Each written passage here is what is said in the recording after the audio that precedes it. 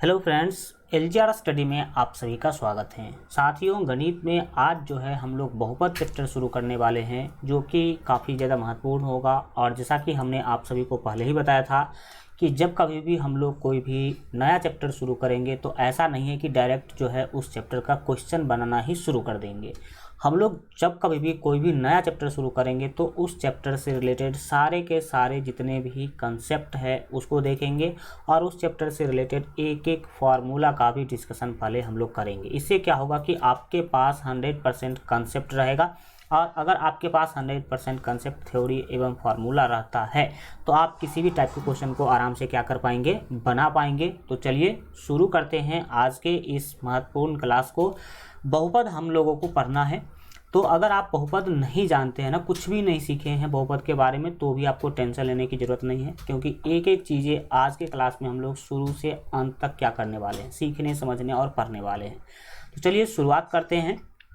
और सबसे पहले हम लोग बहुपद के सारे कंसेप्ट को क्या करेंगे, देखेंगे। तो अगर हम बहुपद चैप्टर पढ़ने के लिए जा रहे हैं तो हमें तो सबसे पहले पता होना चाहिए कि आखिर बहुपद क्या होता है, बहुपद किसे कहते हैं। तो आइए एक बहुत ही शानदार, जानदार, ज़बरदस्त परिभाषा के साथ जो है हम लोग आज के क्लास को शुरुआत करते हैं। अगर हम लोगों से पूछा जाए सबसे पहली बात कि बहुपद क्या है या फिर बहुपद किसे कहते हैं, तो हम क्या बोलेंगे। देखिए, बहुपद को समझने से पहले आप लोगों को एक चीज़ समझना होगा जो कि काफ़ी ज़्यादा महत्वपूर्ण है। सर वो क्या है?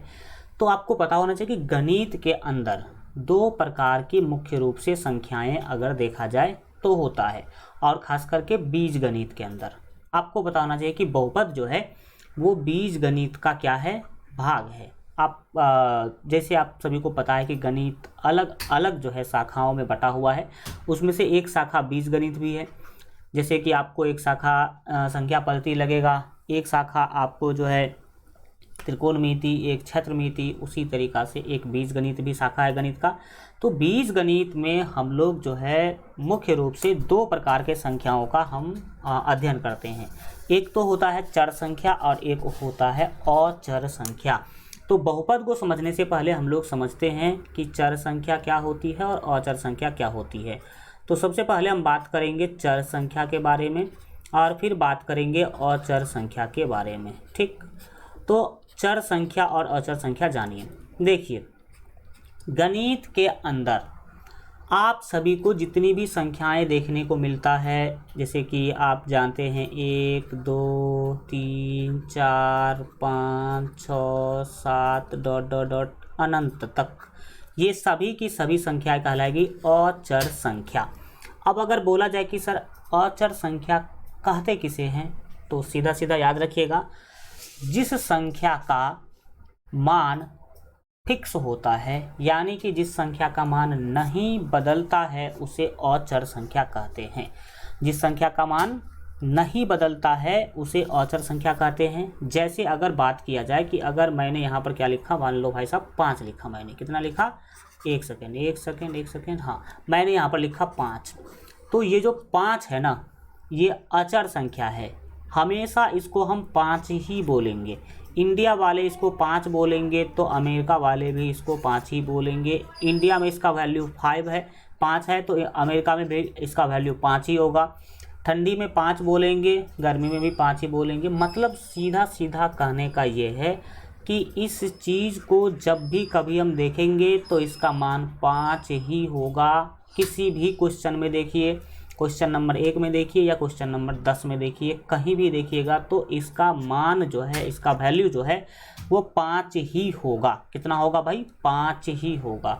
तो सीधा सीधा कहा जाए तो आप बोल सकते हैं कि वह संख्याएं जिसका मान नहीं बदलती है, स्थिर रहती है, उसे हम अचर संख्या कहते हैं। अब बात आता है चर संख्या का। किस संख्या का? तो अब बात आता है सर जी आपके चर संख्या का। तो जानिए कि चर संख्या आखिर जो है क्या होती है। ओके, तो चलिए अब हम लोग जो है जानते हैं चर संख्या के बारे में। तो चर संख्या आपके सामने यहाँ पर जो है आ भी चुका है। 1 मिनट, ये पेन काम नहीं कर रही, मतलब धोखा दे रही हल्का। अच्छा, देख लेते हैं। हाँ चलो, अब तो यहाँ पर चल गई। देखो अब किसे कहेंगे अचर संख्या, इसको आप ध्यान से सीखने समझने की क्या कीजिए, कोशिश कीजिए। अचर संख्या जो है आप लोगों ने गणित के अंदर और ख़ास करके बीज गणित के अंदर, जैसे आपने देखा होगा 5x 6x 7x या 20x 5x x स्क्वायर, तो वो सारी की सारी संख्या का क्या कहलाएगी? अचर संख्या। सीधी सी भाषा में कह ले तो ABCD का कोई भी अक्षर अगर आपको दिख जाए, ठीक, और अगर उसको बोला गया क्वेश्चन में कि ये चर संख्या, तब तो ABC ...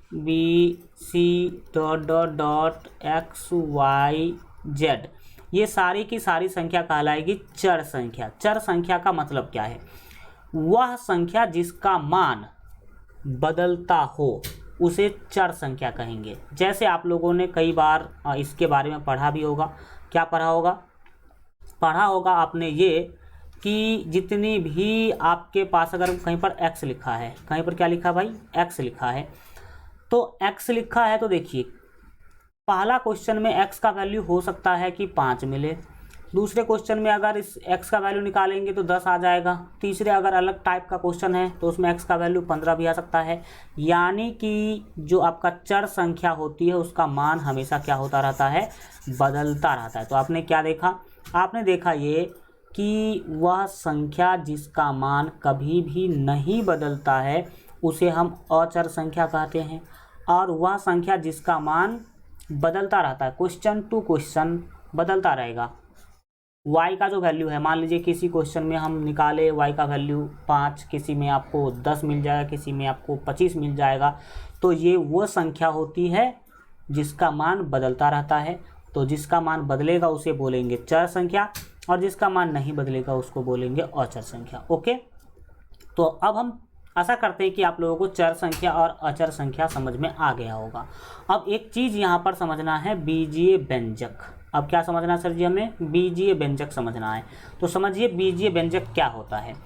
तो वह व्यंजक जो चर संख्या और अचर संख्या के मेल से बनती है उसे कहते हैं बीजीय व्यंजक। जैसे आप लोगों ने कई बार ये, अगर 10th में आप पढ़ाई करते हैं तो 8, 7, 9 इस सब में तो पढ़ाई होगा, तो आपने देखा होगा कि कहीं पर लिखा हुआ है 3x + 5, ठीक। तो ये एक बीजीय व्यंजक हैं। कैसे है बीजीय व्यंजक? क्योंकि इसमें आपको 3 दिख रहा है और 5 भी दिख रहा है, 3 दिख रहा है और आपको इसमें 5 भी दिख रहा है। देख सकते हैं यहाँ पर आपको हम क्या कर रहे हैं, जो ये 3 है और 5 है, 3 है और 5 है, वो क्या था भाई साहब? 3 और 5 था अचर संख्या, लेकिन ये x क्या है? तो x है चर संख्या। x क्या है? चर संख्या। उसी तरह अगर देखा जाए कहीं पर लिखा हुआ है 8x x square plus 9x x square plus 6x और प्लस 12, तो इसमें आपको चर संख्या भी दिखाई दे रही है और अचर संख्या भी दिखाई दे रही है। तो सीधा सीधा समझ लीजिए बीजीय व्यंजक किसे कहेंगे? तो वह व्यंजक जिसमें चर संख्या और अचर संख्या का मेल हो, यानी कि चर संख्या और अचर संख्या के मेल से बनने वाले व्यंजक को बीजीय व्यंजक कहेंगे। चर संख्या और अचर संख्या से के मेल से बनने वाले व्यंजक को बीजीय व्यंजक कहेंगे। तो अभी तक हम लोगों ने 3 चीज़ पढ़ा। पहला है चर संख्या, वह संख्या जिसका मान बदलता हो उसे चर संख्या बोलेंगे, और इसका एग्जाम्पल हो जाएगा a से लेकर के z तक। इसके बाद है अचर संख्या। अचर संख्या क्या है? अचर संख्या है वह संख्या जिसका मान कभी भी नहीं बदलता हो। अगर यहाँ पे 9 लिखा है हुआ है तो सभी जगह पे इसका मान 9 ही होगा, किसी भी क्वेश्चन में दिखाई देगा तो इसका मान 9 ही होगा, ठीक। तो चर संख्या अचर संख्या देखा आपने। और तीसरा चीज़ आपने देखा बीजीय व्यंजक। तीसरा चीज़ क्या देखा आपने? बीजीय व्यंजक। बीजीय व्यंजक किसे कहते हैं? तो आप सीधा सीधा बताएंगे कि चर संख्या और अचर संख्या। कौन संख्या? तो चर संख्या और अचर संख्या के मेल से बनने वाले व्यंजक को बीजीय व्यंजक कहते हैं। अब आइए आपका जो मेन चैप्टर का नाम है बहुपद, उसको अब समझते हैं कि आप समझिए कि बहुपद क्या होता है। तो सीधा बोलेंगे x में बहुपद, y में भी बहुपद हो सकता है, z में भी बहुपद हो सकता है, a में भी बहुपद हो सकता है। जैसे कि अगर कहीं पर लिखा हुआ है 3a स्क्वायर प्लस 6a और प्लस 5, तो ये a में बहुपद कहलाएगा। अगर यहाँ पे आप लिख देंगे y, तो ये y में बहुपद कहला जाएगा। अगर यहाँ पर आप लिख देंगे x, तो ये x में बहुपद कहला जाएगा। तो हमें x की बातों को हम क्या कर रहे हैं? एक्सप्लेन कर रहे हैं। क्या बोलेंगे? x में बहुपद जो होता है वो चर x का ऐसा बीजीय व्यंजक है, चर x का ऐसा बीजीय व्यंजक है जिसमें x के केवल अऋणात्मक यानी कि धनात्मक, अऋणात्मक यानी कि केवल धनात्मक पूर्णांक घात ही आरोही या अवरोही क्रम में व्यवस्थित रहते हैं। मतलब समझिए कि इसका कहने का क्या मतलब है। याद रखिएगा कि बहुपद हम उस बीजीय व्यंजक को बोलेंगे, बहुपद हम उस बीजीय व्यंजक को बोलेंगे जिसमें जो चर संख्याएं होगी, कौन सी संख्या, चर संख्या का जो घात है वो केवल धनात्मक पूर्णांक होना चाहिए। चर संख्या का घात केवल क्या होना चाहिए, धनात्मक पूर्णांक होना चाहिए, और घात आरोही या अवरोही यानी कि बढ़ते या घटते क्रम में होना चाहिए, उसे ही हम बहुपद कहेंगे। जैसे अगर एग्जाम्पल के तौर पर देखा जाए तो मैं आपको एग्जाम्पल दे सकता हूँ, जैसे कि कहीं पर लिखा मैंने 5x³ plus 6x² minus 9x और माइनस 12। ये क्या है भाई साहब, ये तो पहली बात तो ये बीजीय व्यंजक है, क्योंकि चर संख्या और अचर संख्या का मेल है, चर संख्या और अचर संख्या का मेल है। तो सभी बीजीय व्यंजक बहुपद नहीं हो सकता है, ये याद रखिएगा।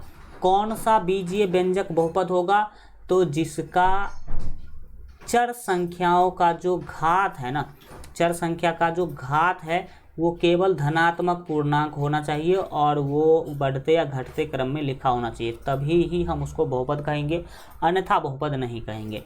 तो यहाँ पर चेक कीजिए, यहाँ पर पावर 3 है, यहाँ पर पावर 2 है, यहाँ पर पावर कुछ नहीं तो 1 है, और यहाँ पर पावर 0 कहलाएगा। यहाँ पर आप ऐसे भी लिख सकते हैं, तो यहाँ पर पावर क्या होगा, 0 कहलाएगा।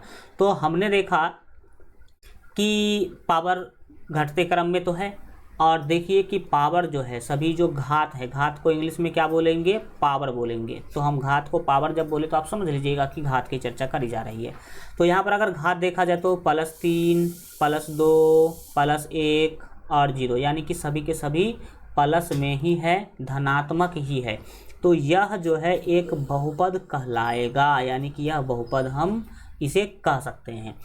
तो ये ऐसा बीजीय व्यंजक है जिसका घात जो है, जिसका घात अऋणात्मक पूर्णांक यानी कि प्लस वाली पूर्णांक हैं, और साथ ही साथ ये घटते क्रम में लिखा हुआ है, तो इसे हम क्या बोलेंगे, बहुपद बोलेंगे।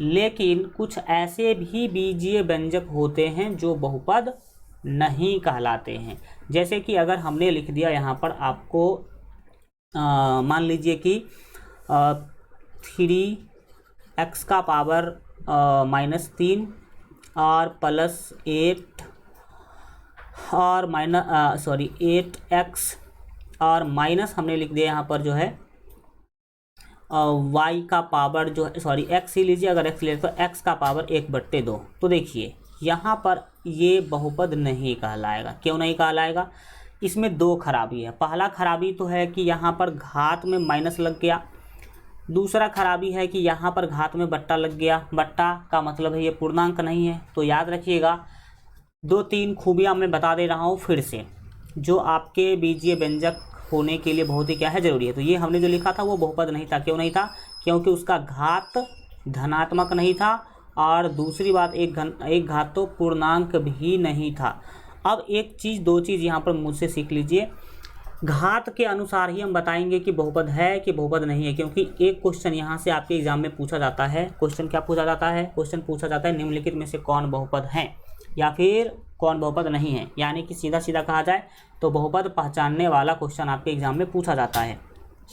तो आइए जानते हैं कि कब हम किसी भी बीजीय व्यंजक को बहुपद कहेंगे और कब बहुपद नहीं कहेंगे। ठीक, तो इसके लिए आइए आपको समझना है क्या चीज़। सो देखिए यहाँ पर याद रखिएगा, जो घात होगा ना, घात जो होगा वो पहला चीज़ हमेशा प्लस में होना चाहिए। हमेशा किस में होना चाहिए, प्लस में होना चाहिए, यानी कि धनात्मक पूर्णांक होना चाहिए। कौन सा पूर्णांक, धनात्मक पूर्णांक होना चाहिए।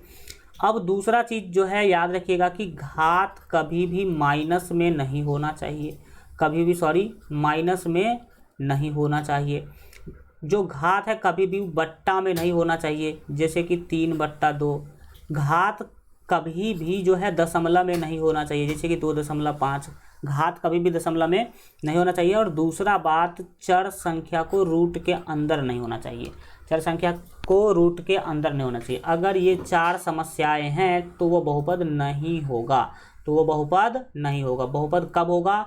जब घात धनात्मक पूर्णांक हो तो बहुपद होगा, और अगर इसमें से कोई भी समस्या आ रहा है तो बहुपद नहीं होगा। घात कभी भी माइनस नहीं होना चाहिए, कभी भी घात में दशमलव नहीं होना चाहिए, और घात यानी कि पावर जो है हमें कभी भी बट्टा में नहीं होना चाहिए, और चर संख्या कभी भी रूट के अंदर नहीं होना चाहिए। क्यों? क्योंकि रूट का मतलब क्या होता है, किसी संख्या के ऊपर से अगर आप रूट हटाते हैं तो उसके पावर में लगेगा 1/2, उसके पावर में क्या लगेगा? 1/2। इसका क्या मतलब है कि भाई साहब रूट अगर किसी भी चर संख्या के ऊपर है तो उसका घात हो जाएगा 1/2, और 1/2 जो है ये पूर्णांक नहीं है, ये तो भिन्न संख्या है। इसीलिए जब कभी भी देख लीजिए, यहाँ से यहाँ तक चेक कर लीजिए, अगर कोई भी चर संख्या के ऊपर अगर रूट लगा हुआ है, स्क्वायर रूट, तो सीधा समझिएगा वो बहुपद नहीं होगा। अगर घात में 2.5 यानी कि दशमलव लगा है तो भी नहीं होगा, और अगर घात में किसी चीज़ में घात में बट्टा लगा है या माइनस लगा है तो भी वह बहुपद नहीं होगा। तो आप लोगों ने क्या सीखा?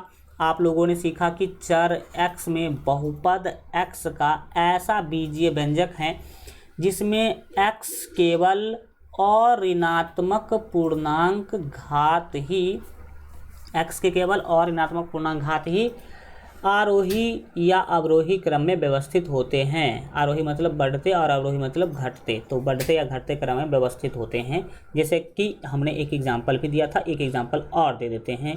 जैसे कि मान लीजिए कहीं पर लिखा हुआ है 3x² माइनस 6x और प्लस 8, तो यहाँ पर ये जो है बहुपद होगा। क्यों बहुपद होगा? क्योंकि यहाँ पर घात देख सकते हैं कि धनात्मक पूर्णांक है, यहाँ पर कुछ भी नहीं है तो 1 है, तो 1 भी धनात्मक पूर्णांक होता है, और 8 के पास तो 0 होगा, तो उसे हम तो छोड़ करके ही चलेंगे। और दूसरी बात, घटते क्रम में भी है, घटते क्रम में लीजिए या बढ़ते क्रम में लीजिए, और हमेशा घात धनात्मक होना चाहिए। ठीक, तो आपने समझ लिया कि किसे बहुपद कहेंगे हम लोग। बहुपद को परिभाषित करने का दूसरा परिभाषा भी हम आपके सामने लाए हैं, जो उतना महत्वपूर्ण नहीं है, लेकिन एक बार देख लेने में भी कोई बुराई नहीं है। याद रखिएगा a0 x का पावर n। इसके बाद यहाँ पर आप देख सकते हैं कि a1 x to the x का पावर n-1, a2 x का power n-2 plus dot dot dot plus a(n-1) x और प्लस an के रूप का कोई बीजीय व्यंजक बहुपद कहलाता है। जहाँ पर याद रखिएगा कि a0 a1 a2 dot dot dot an, ये सब जो चीज़ें हैं ये आपको दिखाई दे रहा है, ये सभी के सभी वास्तविक संख्याएं। कैसी संख्याएं हैं? वास्तविक संख्याएं। वास्तविक संख्या का क्या मतलब है? वास्तविक संख्या का मतलब है कि वो संख्या परिमेय भी हो सकती है और अपरिमेय भी हो सकती है। तथा n के बारे में क्या बोला गया? n जो है वो धनात्मक पूर्णांक है। n कहाँ है सर जी? तो n देखेंगे सभी जगह पे पावर में लगा हुआ है। n कहाँ लगा हुआ है? पावर में लगा हुआ है। देख सकते हैं ये वाला, एंड इधर तो पावर नहीं है, यहाँ पर अगर देखा जाए तो n रहना चाहिए था जिसका वैल्यू 1 होगा। तो n क्या है? धनात्मक पूर्णांक होना चाहिए। क्यों n धनात्मक पूर्णांक क्यों लेना है? n धनात्मक पूर्णांक हमें इसीलिए लेना है क्योंकि n जो है वो पावर है, यानी कि घात है, तो घात हमेशा धनात्मक पूर्णांक ही लेना चाहिए। इसको एक एग्जाम्पल के हेल्प से भी हम आपको समझाने की कोशिश करते हैं। देखिएगा, जैसे अगर कहीं पर लिखा हुआ है भाई साहब, अगर कहीं पर लिखा हुआ है 6x का पावर जो है 3 प्लस 2x का पावर 2 और प्लस 5x और प्लस 8, तो इस चीज़ों को, ये वाला जो चीज़ है इससे मैच कराने की क्या करिए आप लोग, कृपा कीजिए। देखिए इसको अगर हम लिखेंगे तो क्या होगा? a0 x का power n plus a2 x का पावर n-1 और प्लस क्या होगा?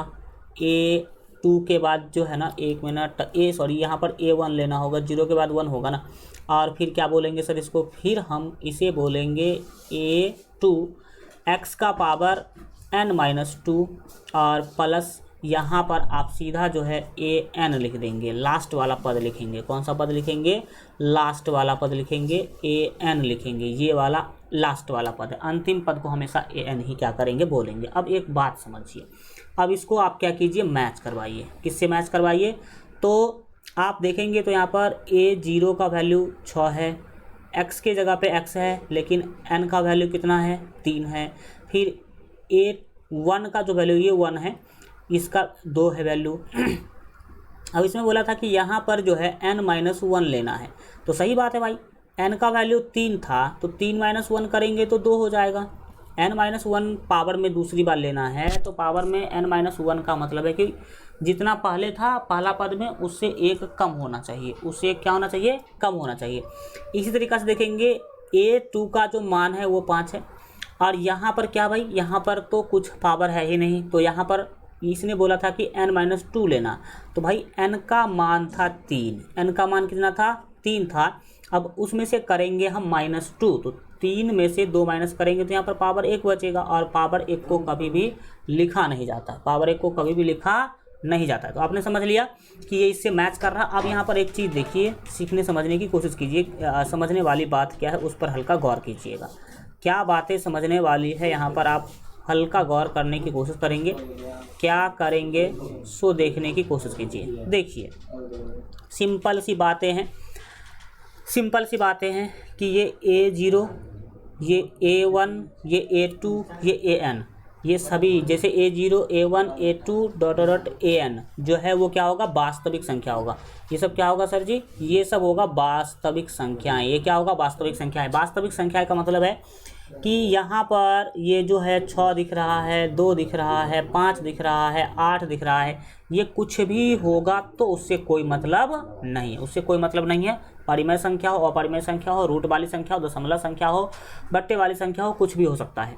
लेकिन n जो है ना भाई साहब, n कौन है, n तो घात में लगा हुआ है सर, n तो घात में लगा हुआ है। n कहाँ लगा, घात में लगा, यानी कि पावर में लगा हुआ है। तो इसका मतलब है कि n कभी भी माइनस में नहीं होना चाहिए, n हमेशा किस में होगा, n हमेशा प्लस में ही होगा। तो इसीलिए हमने यहाँ पर लिख दिया है कि n एक जो है धनात्मक पूर्णांक है। n क्या है, एक धनात्मक पूर्णांक है। n क्या है सर जी, एक धनात्मक पूर्णांक है। तो आपने समझा कि बहुपद क्या है, ये किस तरह से 2 तरीक़ा से हमने इसको क्या कर दिया, परिभाषित कर दिया। सीधा सीधा समझ लीजिए, वह बीजीय व्यंजक जिसका घात हमेशा प्लस में होगा उसे ही हम क्या बोलेंगे, बहुपद बोलेंगे। अब आइए आगे, और आगे के चीज़ों को सीखने समझने की कोशिश करते हैं। एक एक चीज़ें ध्यान से देखने की कोशिश कीजिएगा। अब हम लोगों ने अभी तक समझा है कि बहुपद क्या होता है, और बहुत डिटेल में समझा है, कोई शॉर्टकट नहीं मारा हमने। हमें पता है कि हम जितना ही आपको बताएंगे उतना ही आप सीखने वाले हैं, इसीलिए हम हमेशा आपको ज़्यादा ही बताएंगे, 5 पॉइंट ज़्यादा डिस्कशन कर देंगे। जितना ज़्यादा हम आपके साथ डिस्कशन करेंगे आप उतना ही ज़्यादा क्या कर पाएंगे, सीख पाएंगे। इसीलिए हम आपके साथ ज़्यादा से ज़्यादा डिस्कशन करते हैं, एक छोटे से छोटे चीज़ों को बहुत ही डिटेल में क्या करते हैं, बात करते हैं। तो आप लोगों ने समझा होगा कि बहुपद क्या है। देखिए, अब जैसे मनुष्य हैं हम, हमारे बहुत सारे अंग हैं, मनुष्य के बहुत सारे क्या है, अंग है, हाथ, पैर, मुंह, कान, नाक, आँख। उसी तरीक़ा से सीधा सीधा साधारण भाषा में समझ लीजिए कि बहुपद जो होते हैं ना, उसके भी बहुत सारे जो है अंग होते हैं, साधारण भाषा में समझा जाए तो आइए बहुपद के बारे में सब कुछ अब जानते हैं। सबसे पहला अभी हम लोग पढ़ने वाले हैं बहुपद का पद। जानेंगे कि बहुपद का पद क्या होता है, पद किसे कहते हैं, ये हम लोग क्या करेंगे, जानेंगे। हम इस चीज़ों को पहले एग्जाम्पल के हेल्प से क्या करते हैं, आपको बताने की कोशिश करते हैं। जैसे मान लीजिए कि कहीं पर एक बहुपद लिखा हुआ है 5x² + 3x और +8, ये एक बहुपद है। अब इस बहुपद में कितने पद है ये हमें क्या करना है, पता करना है। तो कैसे पता करेंगे, याद रखिएगा, किसी भी बहुपद में पद जो है वो प्लस या माइनस से अलग होता है, प्लस या माइनस से अलग होता है। जैसे कि मान लीजिए यहाँ पर माइनस है, ठीक, प्लस या माइनस से क्या होता है, अलग होता है। इसका कहने का क्या मतलब है, इसका कहने का मतलब ये है कि जिस भी दो संख्या के बीच में अगर प्लस होगा या माइनस होगा, प्लस होगा या माइनस होगा, तो वहाँ से बाएं और वहाँ से दाहिने अलग अलग पद गिना जाएगा। जैसे कि यहाँ पर देख लीजिए 5x² प्लस 3x और -8, ये एक बहुपद है। तो ये जो प्लस दिखाई दे रहा है, इस प्लस के इधर जितनी भी चीज़ें ये है वो, और प्लस के इधर जितनी भी चीज़ें ये है ये, और ये माइनस जो है, माइनस के इधर एक पद कहलाएगा और माइनस के इधर क्या कहलाएगा, दूसरा पद कहलाएगा। तो इस बहुपद में अगर देखा जाए तो 3 पद है। इस बहुपद में अगर देखा जाए तो कितने पद है सर जी, इस बहुपद में देखा जाए तो सर 3 पद है। कितने पद, इसमें सर पद बराबर कितने हो गए, तो 3 पद हो गए। तो आपने समझा कि पद कैसे गिनेंगे। हाँ, अब कई बच्चे क्या करेंगे, इसको दूसरे तरीक़ा से भी गिन सकते हैं। 5 को बोलेंगे पहला पद, x² को बोलेंगे दूसरा पद, इसको बोलेंगे तीसरा पद, इस x को बोलेंगे चौथा पद और इसको बोलेंगे 5वां पद। तो याद रखिएगा, ऐसे हम लोग पद नहीं गिनते हैं। क्यों नहीं गिनते हैं, उसका कारण समझिए, कारण डिटेल में समझिएगा कि किसी बहुपद में कितना पद होगा, कैसे गिनेंगे। 5 और x² के बीच में यहाँ पर कुछ भी नहीं है, यानी कि गुना है। यहाँ पर क्या है, गुना है। तो गुना से पद अलग नहीं होता है। जिस भी दो संख्याओं के बीच में गुना होगा उसको एक पद ही माना जाएगा। जैसे 5 और x² के बीच में गुना है, कुछ नहीं है मतलब गुना है। गणित में जिस दो संख्या के बीच में कुछ भी ना दिखे तो समझिएगा वहाँ पर गुना होगा। क्या होगा, गुना होगा। तो हमें पता चला कि 5 और x² के बीच में कुछ नहीं था, यानी कि गुना था। तो इसका मतलब है कि 5 और x² को एक पद गिना जाएगा। फिर इस तरह से ऐसा नहीं है कि 3 अलग पद है और x अलग पद है, इस दोनों के बीच में गुना है, यानी कि कुछ नहीं है, तो हम इसे एक पद ही गिनेंगे और ये ऑलरेडी एक पद है। तो आप लोगों ने समझा होगा कि बहुपद का जो पद है वो कैसे काउंट करते हैं, कैसे हम लोग जानते हैं। एक एग्जांपल और दिया जाए आप लोगों को, ताकि और भयानक तरीक़ा से आपको जो है समझ में आ सके। ये था आपका पहला पद, ये था आपका दूसरा पद और ये था आपका तीसरा पद। एग्जाम्पल नंबर 2 हम देते हैं आपको। क्या दे रहे हैं भाई सब, एग्जाम्पल है 8x³ और प्लस 6x² माइनस 9x और प्लस 12। ये आपका कोई बहुपद है। अब इस बहुपद में हमें पता करना है कि कितने पद हैं। तो 8 और x के बीच में यहाँ पर कोई भी चिन्ह नहीं है, यानी कि गुना का चिन्ह रहा होगा, तो इस दोनों को एक ही गिनेंगे, ये एक पद हो गया। 6 और x² के बीच में कुछ भी नहीं है, तो हम इसको गिनेंगे दूसरा पद, ये हो जाएगा आपका तीसरा पद, और ये तो अकेला ही संख्या है तो ये होगा चौथा पद। यानी कि इसमें सर जी जो पद हो गए वो हो गए 4 पद। कितने पद हो गए, 4 पद। तो अब हम आशा करते हैं कि आप लोग समझ गए होंगे कि पद क्या होता है। तो जान लीजिए, यहाँ पर हमने लिख भी दिया है, बीजगणितीय संकेतों, बीजगणितीय संकेत किसे कहते हैं, तो चर संख्या, जैसे x, y, z, i, v, c जो है बीजगणितीय संकेतों यानी कि चर संख्या और संख्याओं के गुणनफल को बहुपद का पद कहते हैं। सिंपल सी बातें हैं।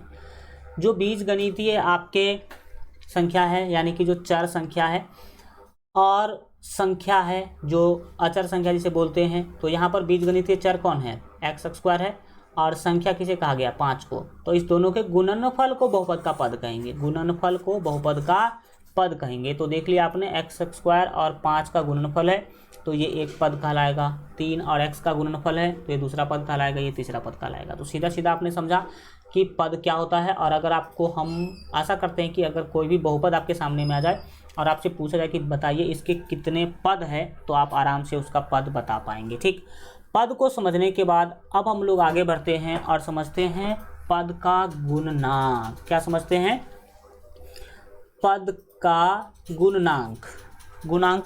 तो चलिए जानते हैं कि किसी भी बहुपद का जो पद होगा उसका गुणांक क्या होता है। तो देखिए यहाँ पर सीधी सीधी हम एक एग्जाम्पल के हेल्प से पहले क्या करते हैं, समझाते हैं, तो आप आराम से जो है समझ पाइएगा। देखिए यहाँ पर आपके पास कोई बहुपद लिखा हुआ है, ठीक, कोई बहुपद क्या है, लिखा हुआ है।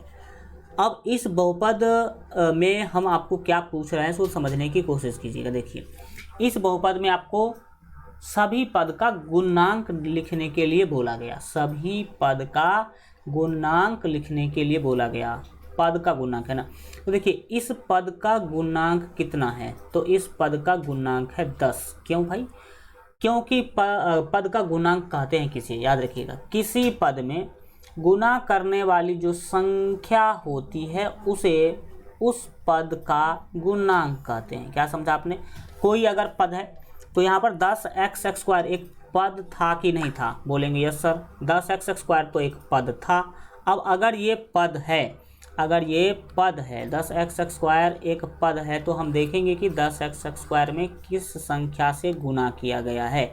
तो यहाँ पर देखेंगे कि 10x² में जो संख्या है वो 10 है, यानी कि 10 से गुणा किया है, तो इसका जो गुणांक है वो 10 हो जाएगा। इस पद का गुणांक बताइए, तो सर यहाँ पर x को 3 से गुणा किया गया है तो 3 हो जाएगा, और इसका तो ऑलरेडी 5 ही है। ठीक, एग्जाम्पल नंबर 2 समझिए।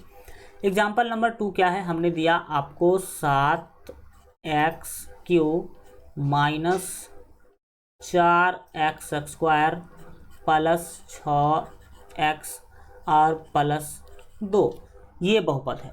अब इस बहुपद के सभी पद का गुणांक हम आपसे पूछ रहे हैं कि बताइए कितना होगा। तो अगर देखा जाए तो ये जो पद है इसका गुणांक कितना है, तो देखेंगे सर x के पावर 3 को गुना किया गया 7 से, तो यहाँ पर गुणांक हो जाएगा 7। लेकिन यहाँ पर सर गुणांक कितना होगा, तो यहाँ पर देखेंगे कि x² को गुना किया गया है -4 से, तो यहाँ पर -4 इस पद का गुणांक कहलाएगा। तो कुछ समझ में आया? गुणांक क्या होता है? गुणांक चिन्ह के साथ लिखा जाता है। अगर यहाँ पर प्लस था तो प्लस लिखने की वैसे ज़रूरी नहीं होती, इसलिए प्लस नहीं लिखेंगे हम, लेकिन यहाँ पर माइनस है तो हम माइनस लिखेंगे। फिर इस तरह से जब आप यहाँ आइएगा तो आपको दिखेगा कि भाई साहब ये तो क्या है, x को 6 से गुना किया गया है, तो यहाँ पर इस पद का गुणांक 6 हो जाएगा, और इस पद का तो गुणांक ऑलरेडी 2 है। तो सीधा समझिए कि किसी पद में गुणा करने वाली जो संख्या होती है उसे उस पद का गुणांक कहते हैं। क्या कहते हैं? पद का गुणांक कहते हैं। नाम से स्पष्ट है, गुणांक यानी कि गुणा करने वाली संख्या, गुणा जिस अंक से गुणा किया गया हो उसे ही गुणांक कहते हैं। किसी भी पद को जिस अंक से गुणा किया गया हो उसे ही उस पद का गुणांक कहते हैं। जैसे यहाँ पर x² को 10 से गुणा किया गया था, तो 10 इस पद का गुणांक कहलाएगा। 3x को x को यहाँ पर 3 से गुणा किया गया था, तो यहाँ पर 3 जो है इस पद का गुणांक कहलाएगा। ओके, पद का गुणांक आप लोगों ने डिटेल में समझा होगा। अब बढ़ते हैं आगे और बहुपद के अगले चीज़ों को जानते हैं, जो कि आपके स्क्रीन पर है। क्या है भाई साहब? तो सर सीधी सी बातें हैं, यहाँ पर हमें अब जो पढ़ना है वो समझना है बहुपद का घात। किसका घात? बहुपद का घात। बहुपद का घात जो है, ठीक है, समझते हैं, लेकिन बहुपद का घात समझने से पहले बहुपद के पदों का घात समझते हैं। बहुपद के पदों का क्या करते हैं हम? घात समझने की कोशिश करते हैं। वो 1 मिनट आप यहाँ पर टाइम दीजिए और सीख लीजिए कि पदों का घात क्या होता है। बहुपद के पदों का घात, ठीक, उसको पहले समझ लेते हैं फिर उसको समझेंगे। बहुपद के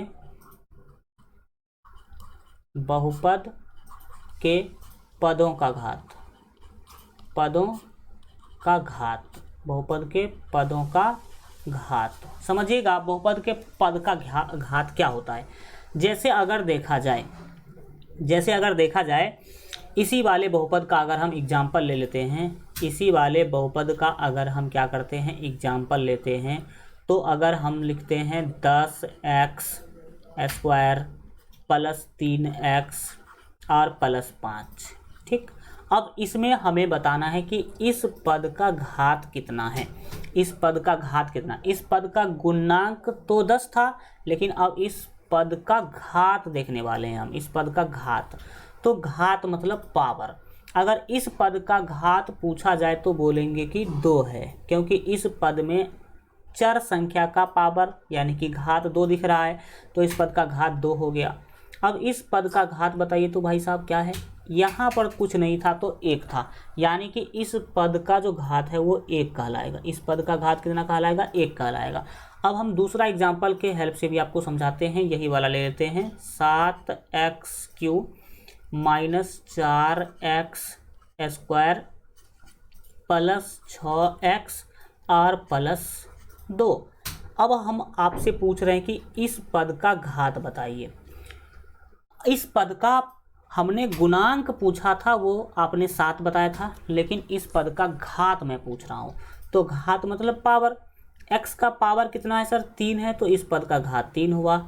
इस पद का घात सर x के पावर 2 लगे हुए हैं, तो x यहाँ पर घात 2 होगा। यहाँ पर देखा जाए तो x का पावर कुछ नहीं दिख रहा है, तो इसका मतलब 1 रहा होगा, तो यहाँ पर घात 1 होगा। और यहाँ पर घात क्या होगा सर, ये भी तो पूछने वाली बातें हैं। यहाँ पर घात क्या होगा, तो यहाँ पर घात होगा 0। x का पावर 0 हम लिख सकते हैं, तो यहाँ पर घात 0 होगा। और यहाँ पर भी x का पावर 0 लिख सकते हैं, तो यहाँ पर क्या होगा, यहाँ पर भी पावर 0 होगा। सर कैसे सर, इसका मतलब क्या है, कैसे हम लिख सकते हैं? तो याद रखिएगा कि अगर कहीं पर लिखा हुआ है 2, सीधा 2 लिखा हुआ है, तो भी यह बहुपद कहलाएगा, तो भी यह क्या कहलाएगा, बहुपद कहलाएगा। कैसे सर, आप तो बोले थे कि चर संख्या और अचर संख्या दिखना चाहिए, उसका घात हमेशा धनात्मक पूर्णांक होना चाहिए, तब इसे हम बहुपद कहेंगे। तो यहाँ पर भी है भाई साहब, देखिए यहाँ पर 2 जो है, इसको 2 इंटू एक्स का पावर 0 लिखा जा सकता है। क्यों? क्योंकि 2 जो है ना, 2 था, हमने इसको 2 इंटू एक्स का पावर 2 लिख दिया। अब आप याद रखिएगा कि 2 तो 2 था, और x के पावर 0 का मान होता है 1, तो ये फिर से क्या बन जाएगा, 2 बन जाएगा। यानी कि कहीं पर अगर केवल 2 लिखा हुआ है तो ये भी बहुपद है। कौन सा बहुपद है, तो अचर बहुपद कहेंगे इसको। क्या कहेंगे, चर बहुपद, अचर बहुपद कहेंगे, क्योंकि इसमें कोई भी चर संख्या नहीं दिखाई दे रहा है, तो इसलिए कहेंगे इसको अचर बहुपद। कैसा कहेंगे, अचर बहुपद कहेंगे, अचर बहुपद कहेंगे। इसका क्या मतलब है, याद रखिएगा, कहीं पर अगर केवल जो है अचर संख्या दिखाई दे तो उसे अचर बहुपद कहते हैं। अगर कहीं पर ये लिखा हुआ है केवल और केवल लिखा हुआ है, मान लीजिए कि 3, तो ये मतलब 3 वाला तो समझ ही गए आप लोग। 3 वाला का मतलब क्या है, कहीं भी कोई भी अगर अचर संख्या 2, 5, 10, 20, 50, 30 कुछ भी अगर सीधा लिखा है तो वो बहुपद होगा। अगर कहीं पर मान लीजिए सर केवल x लिखा है, तो क्या ये बहुपद होगा, यस ये भी बहुपद होगा। अगर कहीं पर लिखा हुआ है सीधा y स्क्वायर, तो क्या ये बहुपद होगा, यस ये भी बहुपद होगा। क्योंकि इसमें अगर आप बोल रहे हैं कि सर इसमें चर संख्या है, अचर संख्या नहीं है, तो आपकी भूल है। याद रखिएगा, यहाँ पर कुछ नहीं है तो 1 है, यहाँ भी कुछ नहीं है तो 1 है, ये अचर बहुपद कहलाएगा। ठीक, तो ये जो चीज़ है आपने समझ लिया। इसमें आप याद रखिएगा कि सभी पद का गुणांक भी अलग अलग होता है और सभी पद का घात भी अलग अलग होता है। जैसे इसी एग्जाम्पल में हमने देखा कि x का जो है गुणांक 10 था, 3x में गुणांक 3 है, लेकिन अगर घात पूछा जाए तो पावर को हम क्या करेंगे बताएंगे। तो आप लोग बहुपद के पदों का घात देख लिया। अब चलिए आगे, और हम आगे बढ़ते हैं और आगे देखेंगे और समझेंगे एक अलग चीज़ें। क्या चीज़ समझना है, तो वो चीज़ है भाई साहब बहुपद का घात। किसका घात, बहुपद का घात। इससे पहले हम पढ़े हैं बहुपद के पद का घात, लेकिन अब पढ़ेंगे बहुपद का घात। अब क्या पढ़ेंगे, बहुपद का घात पढ़ेंगे। तो शुरू कीजिए, बहुपद का घात क्या होता है। तो याद रखेंगे, किसी बहुपद के अधिकतम घात को उस बहुपद का घात कहते हैं। अधिकतम घात मतलब सबसे बड़े घात को उस बहुपद का घात कहते हैं। जैसे अगर हम एग्जाम्पल के हेल्प से आपको समझाने की कोशिश करें, तो मैंने भाई साहब यहाँ पर लिख दिया पहला example, 9x³ plus 6x square plus 7x और -8। अब मैंने आपसे पूछा कि बताइए इस बहुपद का घात क्या होगा, इस बहुपद का घात क्या होगा। तो किसे कहते हैं घात, याद रखिएगा, किसी बहुपद के अधिकतम घात को, अधिकतम मतलब सबसे बड़े घात को उस बहुपद का घात कहते हैं। तो इस बहुपद में देखा जाए तो इस वाले पद का घात है 3 और इस वाले पद का घात है 2 और इस वाले पद का घात कुछ नहीं दिख रहा है तो 1 रहा होगा और इस वाले पद का घात यहाँ पर 0 होगा। तो भाई अलग अलग पद का तो अलग अलग घात है, लेकिन जब कभी भी आपको इस पूरे बहुपद का घात पूछा जाए, कोई भी बहुपद दे दिया और पूछा कि इसका घात क्या होगा, तो क्या करेंगे। अगर कोई बहुपद दिया हुआ है और किसी खास पद का घात पूछा जा रहा है, जैसे इस पद का घात पूछेगा, जैसे पूछेगा कि इस पद का घात बताओ तो 2 बताएंगे, इस पद का पूछेगा तो 3 बताएंगे, इस वाले पद का पूछेगा तो हम 1 बताएंगे। लेकिन अगर पूरे बहुपद का घात पूछे जाए तो क्या करेंगे सर। अगर पूरे बहुपद का घात पूछा जाए तो क्या करेंगे, तो सिंपल सी बात है सर, ऊपर हमें दिख रहा है कि किसी बहुपद के अधिकतम घात को, यानी कि किसी बहुपद के सबसे बड़ा वाला जो घात होगा उसे ही बहुपद का घात बोलेंगे। तो देखिए इसमें सबसे बड़ा घात कौन है सर, 3 है, तो ये 3 इस बहुपद का घात होगा। एग्जाम्पल नंबर 2 से समझिए। एग्जाम्पल नंबर 2 में कहीं पर लिखा हुआ है, मान लीजिए कि 3x² प्लस 6x माइनस 2, ये एक बहुपद है। अब इस बहुपद का आपको बताना है घात, इस बहुपद का बताना है आपको घात। तो सर इस बहुपद का जो घात है वो क्या होगा, यहाँ पर 2 दिख रहा है, यहाँ पर कुछ नहीं तो 1, और यहाँ पर तो सर 0 रहा होगा। तो हमें देखना है कि सबसे बड़ा कौन है। सबसे बड़ा 2 है, तो सबसे बड़ा घात ही बहुपद का घात कहलाता है। तो आप लोगों ने देख लिया कि बहुपद का घात क्या होता है। किसी भी बहुपद का घात पूछा जाए तो आप देखेंगे उस बहुपद का सबसे बड़ा घात कौन सा है, वही कहलाएगा बहुपद का घात। एक एग्जाम्पल और सर देखा जाए, एक एग्जाम्पल और देखा जाए, तो एक एग्जाम्पल और देख लीजिए। कहीं पर अगर सीधा लिखा हुआ है, मान लीजिए कि 3y और प्लस 4, तो भाई इसका घात क्या होगा, इस बहुपद का घात कितना होगा। तो देखिए यहाँ पर देखा जाए तो घात कुछ नहीं है, यानी कि 1 है, और 4 है सीधा लिखा हुआ, तो यहाँ पर तक घात 0 रहा होगा। तो ये 0 यहाँ पर घात है और यहाँ पर 1 है, तो इसका मतलब है इसका घात है 1, क्योंकि 0 और 1 में बड़ा कौन है, 1 है। तो सबसे बड़े घात को बहुपद का घात कहते हैं, ये आप लोग समझ गए होंगे। अब यहाँ पर आपको एक चीज़ देखने को मिल रहा है कि बहुपद जो होगा उसका घात 1 भी हो सकता है, उसका घात 2 भी हो सकता है, उसका घात 3 भी हो सकता है, और याद रखिएगा उसका घात 4 भी हो सकता है। तो हमें पता चला कि 1 घात वाला बहुपद भी होगा दुनिया में 2 घात वाला बहुपद भी होगा, और दुनिया में 3 घात वाला बहुपद होगा, और दुनिया में 4 घात वाला भी बहुपद होता है। ये सब क्या कीजिएगा, आप याद रखिएगा, ताकि आपको आगे का चीज़ आराम से समझ में आ सके। अभी तक हम लोग 3 चीज़ बहुपद का पढ़ लिए हैं। पहला तो पढ़े थे गुणनांक, दूसरा पढ़े थे बहुपद के पद का घात, और तीसरा पढ़े हैं बहुपद का घात, यानी कि पूरे बहुपद का घात। अब आगे बढ़िए और आगे की चीज़ों को समझिएगा। अब हम लोग पदों के संख्या के आधार पर बहुपद का प्रकार सीखने वाले हैं। क्या सीखने वाले हैं, पदों के संख्या के आधार पर। किसके आधार पर, बहुपद का पद पढ़ रहे हैं, गुणनांक भी पढ़ रहे हैं, चलो घात भी पढ़ लिए। तो क्या पढ़ने वाले हैं अब हम लोग, देखिए बहुपद का प्रकार हम मुख्य रूप से बोलेंगे कि पढ़ने जा रहे हैं, लेकिन प्रकार का कई बार आधार भी हमें देखना पड़ता है। जैसे अगर आपको पूछा जाए कि बताइए कि मनुष्य कितने प्रकार के होते हैं, तो मनुष्य के प्रकार तो अलग अलग हो, लेकिन कुछ ना कुछ आधार तो बताएंगे कि हाँ इस आधार पर। जैसे अगर देखा जाए तो लंबाई के आधार पर होते हैं लंबे और बौने मुख्य रूप से। दूसरा देखा जाए अगर रंग के आधार पर मनुष्य का प्रकार, रंग के आधार पर मनुष्य का प्रकार तो गोरा और काला। तो उसी तरीक़ा से हम लोग बहुपद का जो प्रकार पढ़ेंगे वो अलग अलग आधार पर पढ़ेंगे। तो अभी हम लोग पदों के संख्या के आधार पर, पदों के संख्या के आधार पर यानी कि कितने पद हैं बहुपद में, उसके आधार पर हम लोग बहुपद का प्रकार पढ़ने वाले हैं। तो आप लोग इससे पहले ही जान चुके हैं कि पदों का संख्या क्या होता है। तो पदों के संख्या के आधार पर बहुपद के होते हैं मुख्य रूप से निम्नलिखित प्रकार। पहला, एक पदी बहुपद। भाई एक पदी बहुपद किसे कहेंगे, तो जिस बहुपद में केवल एक पद हो, जिस बहुपद में केवल एक पद हो उसे एक पदी बहुपद कहेंगे। एग्जाम्पल के तौर पर अगर देखा जाए तो कहीं पर अगर लिखा हुआ है 5x, या केवल y² लिखा हुआ है, या केवल 3x लिखा हुआ है, या केवल कहीं पर अगर सीधा 5 भी लिखा हुआ है, कहीं पर सीधा केवल y लिखा हुआ है, तो ये सभी के सभी क्या कहलाएंगे, एक पदी बहुपद कहलाएंगे। क्योंकि इसमें एक पद है, इसमें भी केवल एक पद ही है, और इसमें भी केवल एक पद, और इसमें भी केवल एक पद, और इसमें भी केवल एक पद। तो समझ में आ गया कि एक पदी बहुपद किसे कहेंगे। तो सीधा याद रखिएगा, वह बहुपद जिसमें केवल एक पद हो उसे एक पदी बहुपद कहते हैं। इसके बाद है दूसरा, जिसका नाम है द्विपदी बहुपद।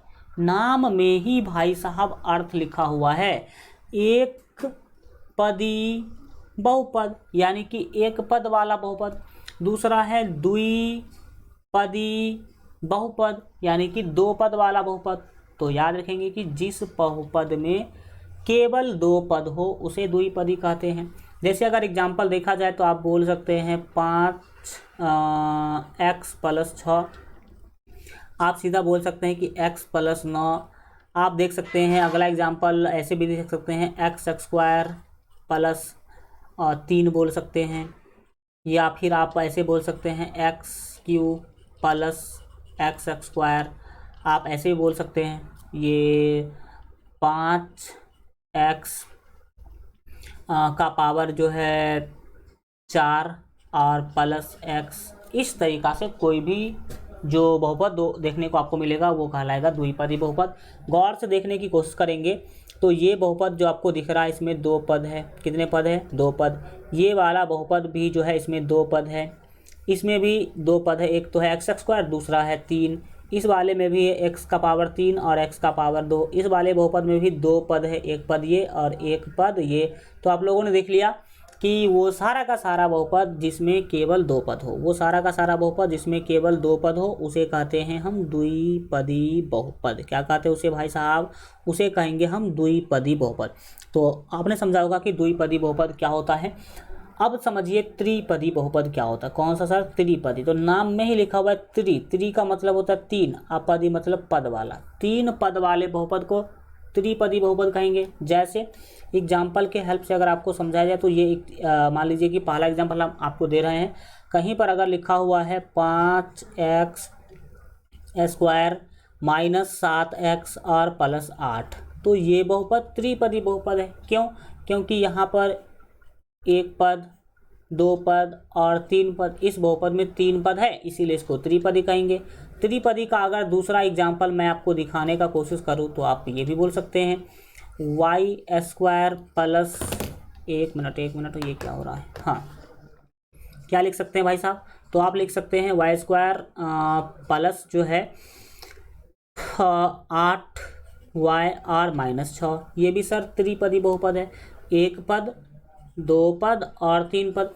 चतुर्थ पदी बहुपद भी हो सकता है, पंचपदी बहुपद भी हो सकता है। जिस बहुपद में 5 पद हो उसे हम पंचपदी बहुपद कहेंगे, जिसमें 6 पद हो उसे हम 6 पदी बहुपद 6 पदी कहेंगे। लेकिन उतना दूर उतना आगे जाने की कोई ज़रूरत ही नहीं है। तो आपने समझा कि पदों के संख्या के आधार पर बहुपद के कितने प्रकार हो सकते हैं। एक पदी बहुपद, द्विपदी बहुपद, त्रिपदी बहुपद, 4 पद होगा तो चतुर्थ पदी बहुपद, इस तरह का होगा। ठीक, अब हम लोग बढ़ेंगे आगे और आगे की चीज़ों को सीखने समझने की कोशिश करेंगे। और अगला जो चीज़ है आपके सामने प्रकट हो चुका है वो क्या है सर जी?